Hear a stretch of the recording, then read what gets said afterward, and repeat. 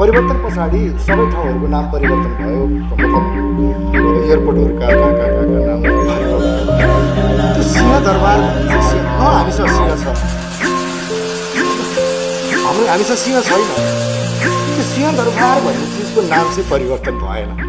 त्यसलाई अनामनगर दरबार राखिदिँदा हुन्थ्यो होला। त्यो परिवर्तन पछाडि दुनियाँ ठाउँको नाम परिवर्तन गर्दै गर्दा हामीसँग सिंह नै छैन, त्यसको नाम चाहिँ सिंहदरबार नै छ र त्यसको केही हावभाव हातभङ्गीहरू त्यो चिजमा पर्ने छ।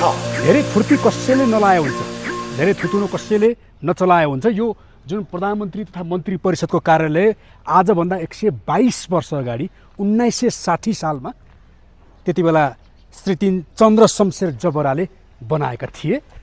हेर्नुहोस्, यो प्रधानमन्त्री श्री चन्द्र शमशेर जबराद्वारा निर्माण मिति विक्रम सम्वत 1960 साल त्यति बेला बनेका सबै सिंहदरबारभित्रका भवनहरू अहिले मन्त्रालय प्रधानमन्त्रीका कार्यालय बनाइएका छन्। धेरै खुसी मनाउनुहोस्, यो जनताको सम्पत्ति हो। यो आजभन्दा 100 वर्ष अगाडि बनेका सम्पत्तिहरू माथि बसेर के नगरेको छु भनेर धेरै ध्वास नदेखाउनुहोस्।